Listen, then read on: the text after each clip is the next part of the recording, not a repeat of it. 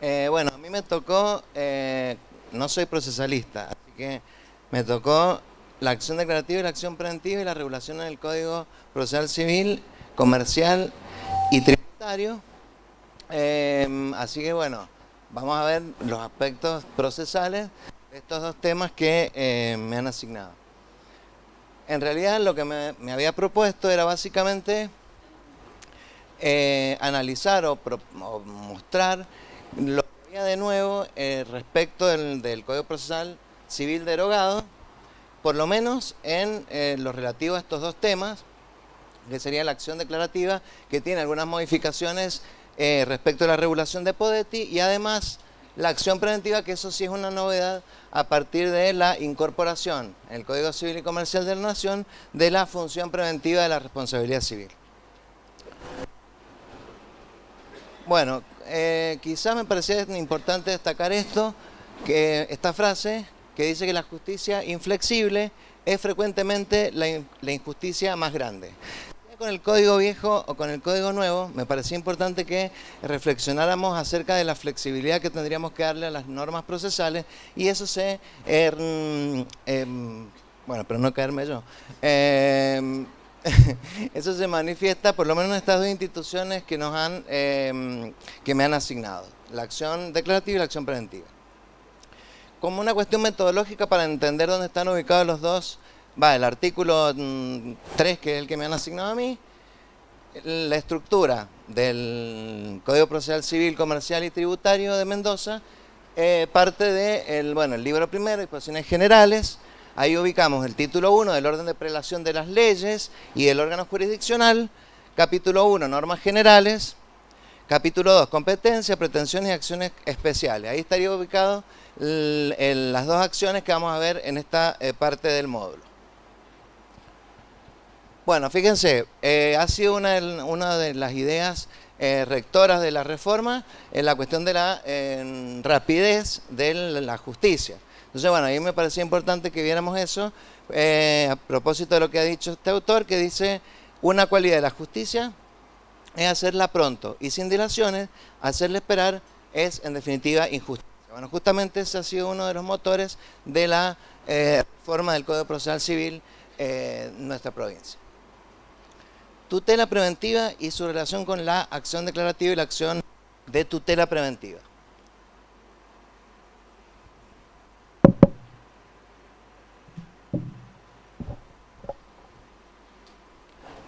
Bueno, ¿cómo podemos analizar estas dos acciones? Porque, bueno, están reguladas en el mismo artículo. Bueno, fíjense, me parecía importante rescatar a alguien que no sé si ha venido, que es Oscar Vázquez, y que en su libro El proceso jurisdiccional aborda el tema de la acción declarativa justamente desde lo que él denomina la tutela preventiva.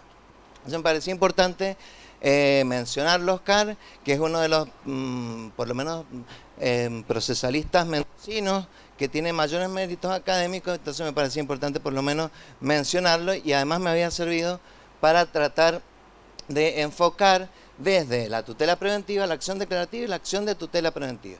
Entonces, bueno, en definitiva, tanto una como la otra de las acciones que vamos a ver parten de este punto de inicio, cuando la necesidad de protección jurisdiccional se dirige no ya típicamente a la reparación de una lesión producida, sino a que el daño o la lesión no se produzca, estamos claramente ante un supuesto de tutela preventiva.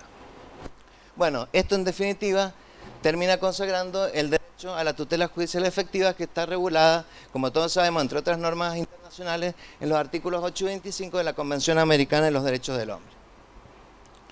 Bueno, eso decía Podetti, que es otro de los maestros procesalistas que vamos a mencionar ahora.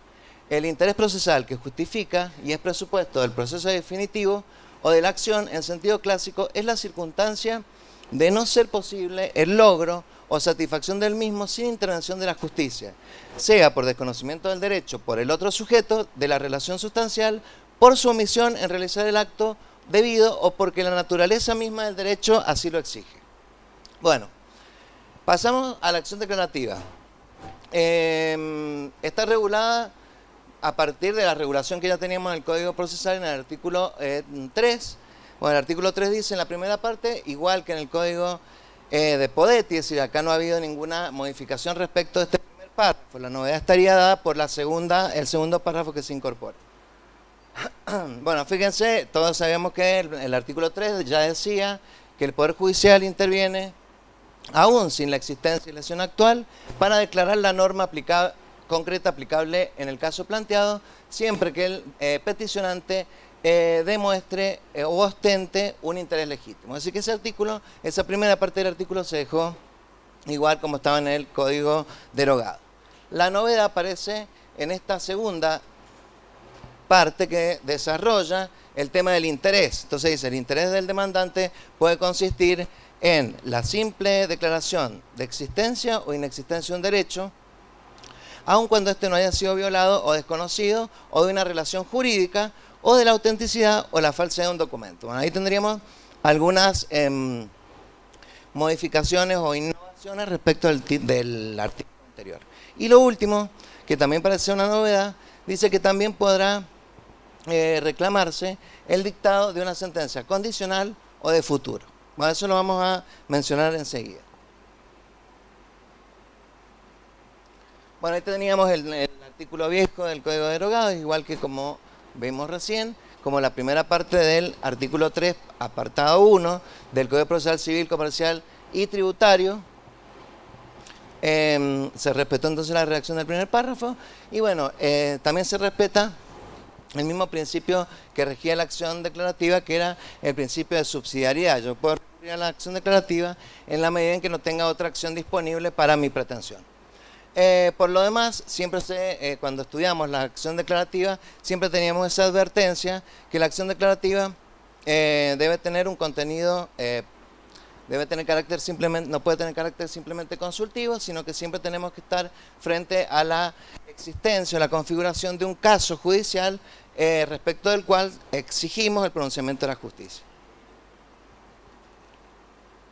Bueno, ahí les había puesto el artículo 322 del Código Procesal Civil de la Nación, respecto del cual nuestro código tenía, el código derogado tenía en ese primer párrafo que vimos algunas cuestiones que superaban la redacción de este artículo 322, por ejemplo, el tema de la lesión, que nuestro Código Procesal Civil claramente no requería una lesión actual. Cambio acá en el Código de la Nación, por lo menos la redacción generó la discusión de que si la falta de certeza había producido o no una lesión actual. Bueno, en definitiva, como habíamos dicho recién, la acción declarativa siempre ha sido analizada, y por eso me pareció importante que lo mostráramos de esa manera, como una forma de tutela preventiva. Es decir, la acción declarativa es claramente preventiva en el sentido de que yo necesito una declaración de certeza sobre una relación jurídica determinada, porque ello es lo que me puede llegar a causar un perjuicio en el futuro. Entonces tiene, como decíamos, una naturaleza básicamente preventiva. Esa falta de certeza puede producir un perjuicio o lesión. Bueno, eso era lo que decía el Código Viejo y toda la jurisprudencia de las cámaras y de la Corte de la Provincia de Mendoza. Ya que hablamos de interés, porque ahí en el artículo 3, apartado 1, se menciona el interés legítimo, tal como lo decía Podetti en el Código derogado. Yo he marcado legítimo porque, bueno, si vamos al artículo 41, tal como lo hacía el Código Viejo, también se regula en el Código Nuevo el interés para el ejercicio de las acciones, con alguna modificación en la redacción. Porque dice este artículo que para ejercer una acción como actor, demandado o tercerista, deduciéndola o contestándola, es necesario tener interés legítimo, económico o moral jurídicamente protegido. Bueno, después se agrega ahí en lo que les marqué con azul, que todo sujeto de derecho tendrá acceso a un proceso de duración razonable que resuelva sus pretensiones. Otra vez la cuestión de la celeridad procesal. Ahí les he puesto como razonable, porque parecía que cuando nosotros decíamos legítimo, estábamos acostumbrados justamente a que el ordenamiento jurídico también protege los intereses simples. Entonces quizá en consonancia con lo que dice el Código Civil y Comercial, se debería o se podría haber hablado ahí de interés razonable en la deducción de la acción declarativa. ¿Por qué? Porque en el Código Civil y Comercial de la Nación ahora tenemos regulados la clasificación de los derechos en el artículo 14, que nos regula los derechos individuales y los derechos de incidencia colectiva. Y aparecen, por vía de la jurisprudencia que mencionaba recién el doctor Bulén, los derechos individuales homogéneos que no están regulados expresamente en el Código Civil y Comercial, pero surgen de ese caso tan conocido, el caso Alavi. Bueno, eso lo dejé como una curiosidad o una pregunta para que reflexionemos acerca de si debía mantenerse la expresión de interés legítimo o superarse por otra expresión más acorde a la protección de los derechos con la designación de interés razonable. Bueno, entonces, eso es más o menos los presupuestos, los requisitos de la acción preventiva que todos conocíamos con el artículo 3, porque eso, el artículo 3, apartado 1 del Código Procesal Civil, Comercial y Tributario, no modifica la existencia de un estado de incertidumbre en una causa contenciosa. O sea, no podemos ir con una acción declarativa a hacer una mera consulta o con una cuestión, un interés meramente académico, sino que tenemos que tener lo que conocemos como un caso judicial. Es decir, tiene que haber una posibilidad de una controversia. Tiene que existir concretamente una relación jurídica, un interés jurídico en quien deduce el remedio, como decíamos recién, y lo menciona expresamente el artículo 3, apartado 1. Actualidad de la lesión, bueno, nuestro Código Procesal derogado en el primer párrafo, que ahora mantiene el nuevo Código Procesal Civil y Comercial, es claro en el sentido que no tenemos que tener o acreditar una lesión actual, porque básicamente esta acción es preventiva. Y por último, la inexistencia de otra alternativa procesal por la cual podamos canalizar esta acción. Es decir, que esos requisitos se respetan en el Código Procesal Civil, Comercial y Tributario, que ahora nos va a regir a partir del 1 de febrero. Bueno, fíjense que Chovenda, él decía que el actor que pide una sentencia de declaración de certeza no quiere conseguir actualmente un bien de la vida que esté garantizado por la voluntad de la ley, ya sea que aquel consiste en una prestación del obligado, ya consiste en la modificación del estado jurídico actual, quiere solamente saber que su derecho existe, o quiere excluir que exista el derecho del adversario. Pide al proceso la certeza jurídica y no otra cosa. Bueno, eso todos lo decíamos, lo sabíamos. Y eso genera las dos grandes categorías de acciones declarativas, sean positivas, si lo que busco es que se afirme la existencia de una relación jurídica, o bien una acción declarativa negativa cuando lo que pretendo es que que se declare que no existe una relación jurídica. Bueno, típicamente, ahí les he puesto un fallo más o menos cercano en el tiempo, en donde se ha utilizado la acción declarativa para pedir al órgano jurisdiccional que nos diga que tales derechos, tales obligaciones están prescriptos. El caso típico de acción declarativa con una aplicación muy frecuente en la jurisprudencia. Bueno, en este caso se dijo que la pretensión declarativa de certeza, tendiente a que se determine la prescripción de toda acción contra el accionante derivada del reconocimiento de deuda suscripto entre este y el demandado, es admisible. Ahí lo que queremos es que se declare que esa obligación está prescripta. Ese es el objeto de esa acción. Pues en virtud del artículo 2551 del Código Civil y Comercial, la prescripción, tanto liberatoria como adquisitiva, puede hacerse valer por acción como por excepción. Entonces, bueno, ahora tenemos expresamente regulada la posibilidad de que declaremos la prescripción a través de una acción como lo venía sosteniendo la doctrina y la jurisprudencia antes de la entrada en vigencia del nuevo Código Civil y Comercial. Puede ser un supuesto típico en donde se aplica la acción declarativa. Para todos los otros casos, acuérdense en la especificación, también teníamos muchas acciones declarativas para que se declarara el monto de la obligación, etcétera, etcétera. Bueno, esto lo pasamos porque en realidad es más o menos lo que hemos dicho.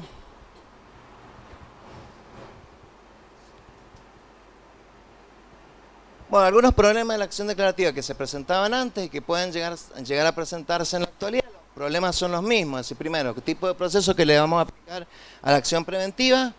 Bueno, eso le aplicaríamos el proceso de conocimiento regulado en el artículo 155 del Código Procesal Civil, Comercial y Tributario.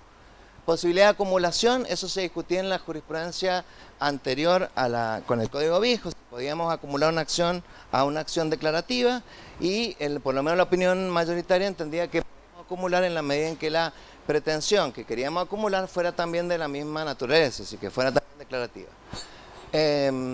Perdón, me equivoqué, era el tema de las reconvenciones.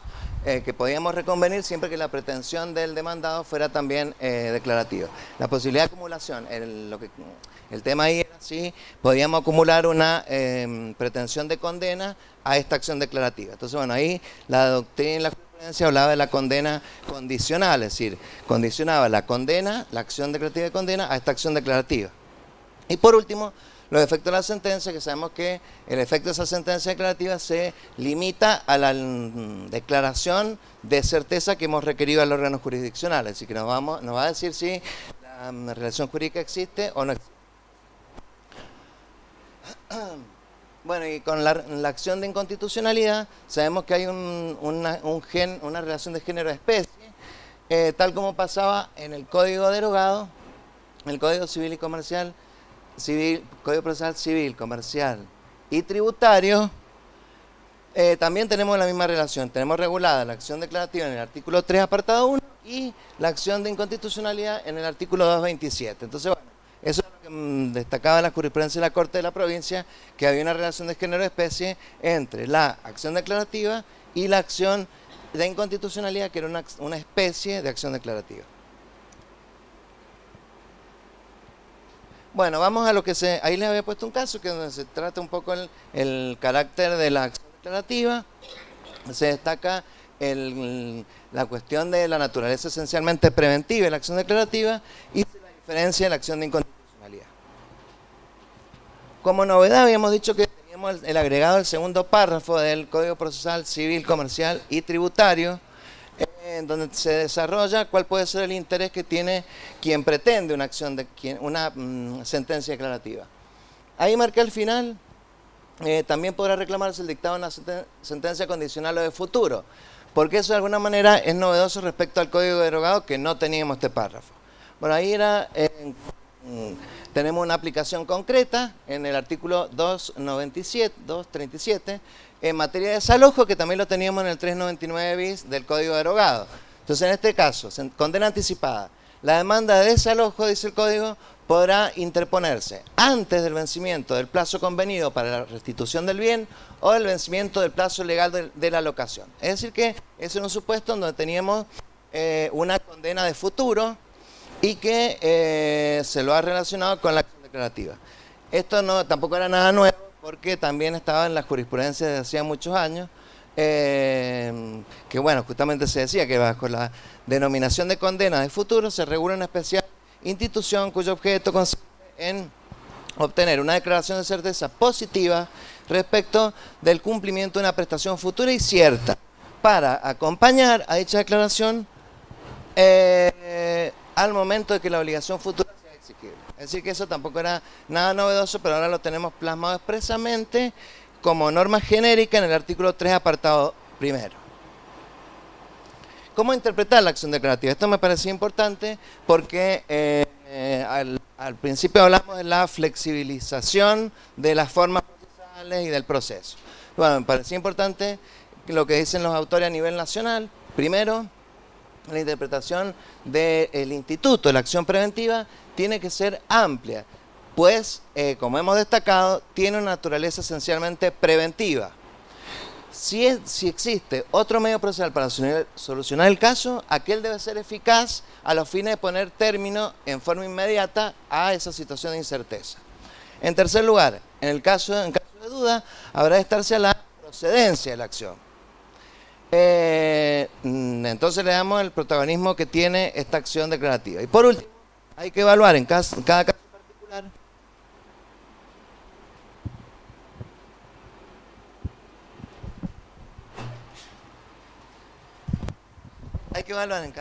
caso particular contemplando todos los derechos involucrados y los valores en juego. Bueno, esto como pautas de interpretación de la acción declarativa, ahora que tenemos una regulación un poco más desarrollada de la misma. Bueno, vamos a la novedad, que esto era la acción preventiva, que esto era lo que más o menos podía hablar un poco más yo. La acción de tutela preventiva, así la llama el Código Procesal Civil, Comercial y Tributario. Bueno, vamos a esto sí es novedoso. Fíjense que yo ahí puse una pregunta maldita, porque vamos a hablar más un poquito del código también. si era necesaria la regulación, porque teníamos la incorporación en el artículo 1708 del Código Civil y Comercial de la función preventiva de la responsabilidad. Entonces, el 1710 nos habla de la acción preventiva, el 1711 nos habla de la legitimación para la acción preventiva y el 1712 nos habla de la sentencia en ese juicio donde hemos iniciado esa acción preventiva.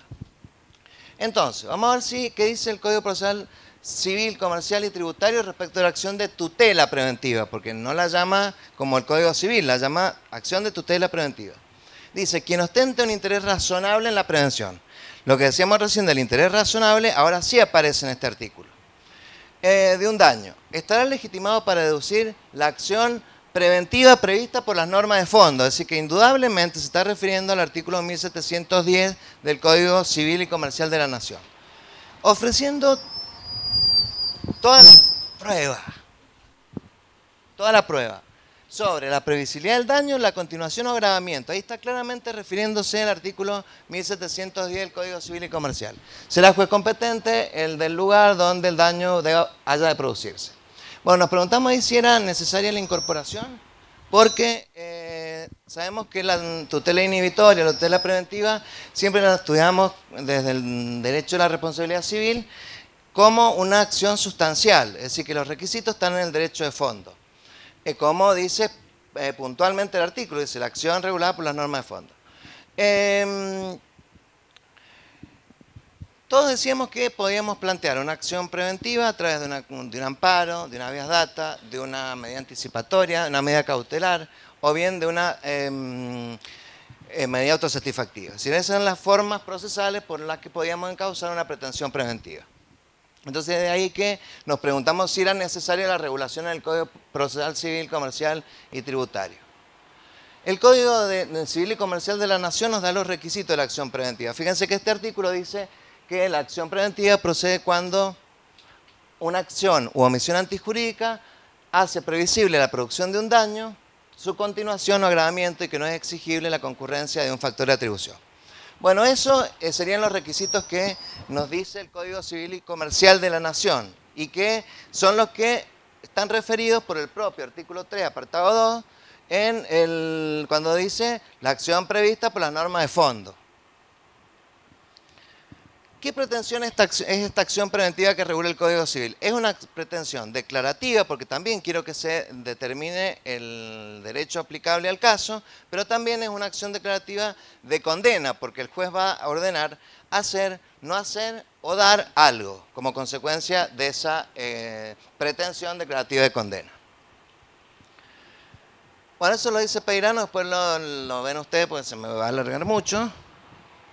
Peirano definía la acción preventiva. En cuanto a la forma procesal de Peirano, sabemos que él analizó y escribió sobre la acción preventiva en numerosas ocasiones. Él habla de la jurisdicción preventiva, de la acción preventiva y del mandato preventivo. Entonces, en su libro, La acción preventiva, hay una recopilación de trabajo donde tenemos todos los aspectos que nos puedan interesar acerca de estos tres temas. Clases. De los Mozos, Mabel de los Mozos, que es una discípula de Peirano, ella dice que las pretensiones preventivas se pueden clasificar en autónoma o accesorias. Fíjense que ahí podríamos incorporar dentro de las pretensiones preventivas autónomas, las medidas autosatisfactivas, la acción de amparo y las habeas data, en tanto que en la segunda categoría, pretensiones preventivas accesorias, podríamos incorporar las medidas cautelares o bien las medidas de tutela anticipada. Bueno, eso en cuanto al aspecto procesal. ¿Qué es lo que tenemos en nuestro Código Procesal Civil, Comercial y Tributario? Tenemos un artículo 3, apartado 2, que nos regula la acción de tutela preventiva con un procedimiento especial. Entonces, bueno, el tema de si era necesaria la regulación, esa pregunta que hice al principio, era porque justamente tenemos estas alternativas. A veces la acción preventiva no se va a ajustar o no se va a acomodar a ese trámite procesal que está en el artículo 3, apartado 2.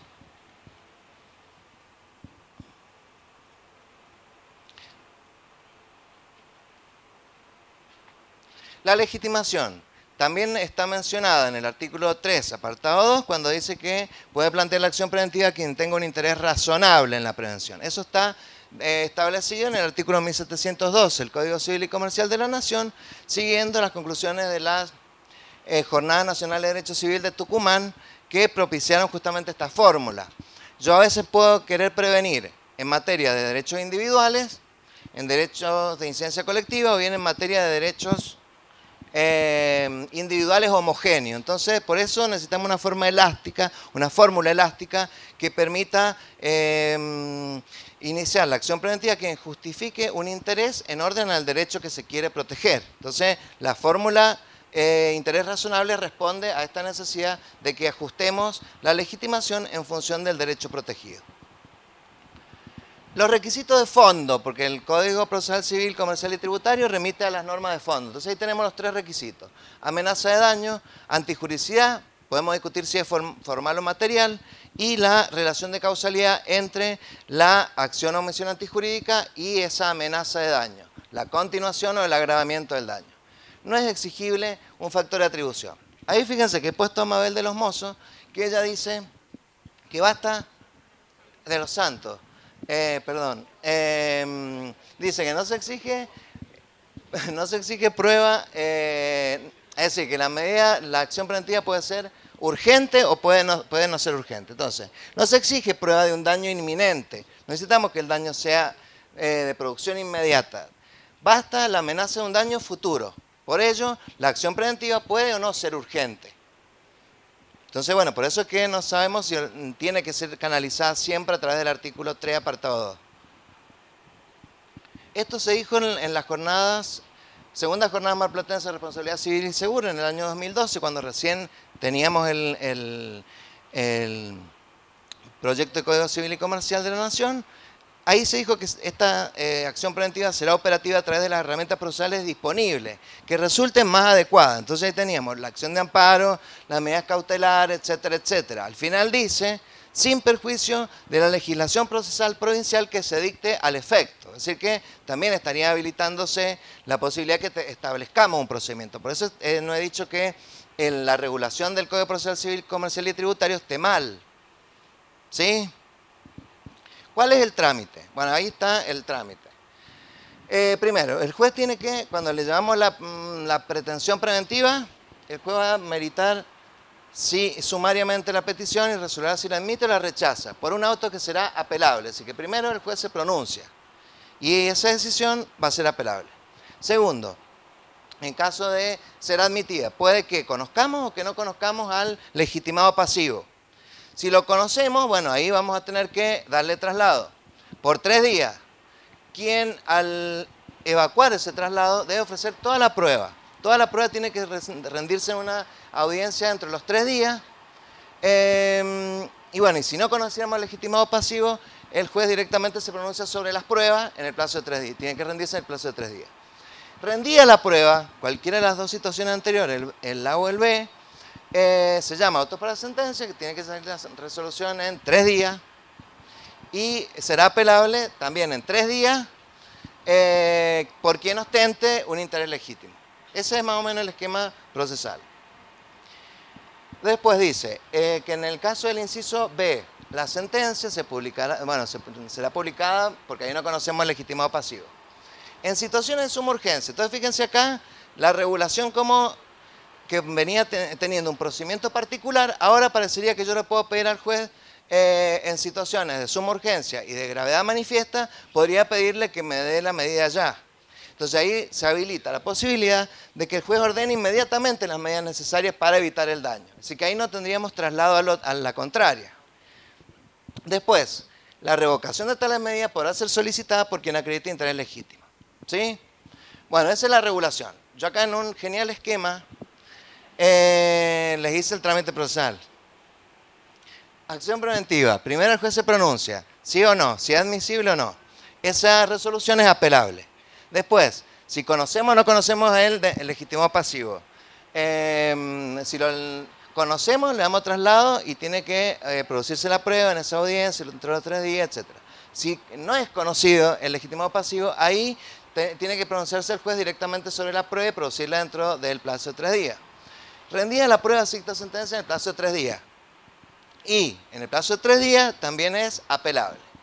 La situación particular de que haya suma urgencia o gravedad manifiesta, ahí se puede dar sin traslado a la contraria se pueden adoptar las medidas necesarias para evitar el daño. Y quien no esté de acuerdo con esa medida tendrá derecho a pedir la revocación. Bueno, en los casos de B y E, sí, ahí termino, casi.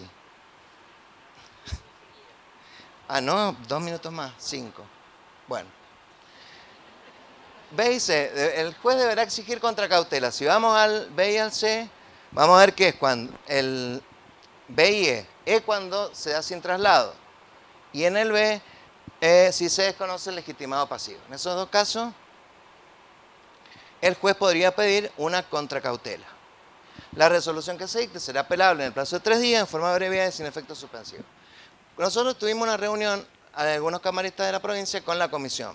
Entonces le hicimos este pedido, porque yo decía, ¿cómo puede ser que tengamos esta acción con este procedimiento? Cuando la doctrina, incluso procesalista, dice que no tiene que tener un procedimiento especial. Entonces ahí la comisión nos hizo caso y le agregó esa última, lo que yo le marqué en rojo. El interesado podrá optar por encauzar su pretensión preventiva por la vía del proceso de conocimiento. ¿Sí? O por la vía que en realidad le habíamos pedido que pusiera por la vía que considere más adecuada sus intereses. Pero bueno, ahí se abre la posibilidad que vamos al proceso de conocimiento. Un interrogante, porque también están reguladas la tutela anticipada. Entonces, ¿para qué regularon la acción de tutela preventiva en el artículo 3.2?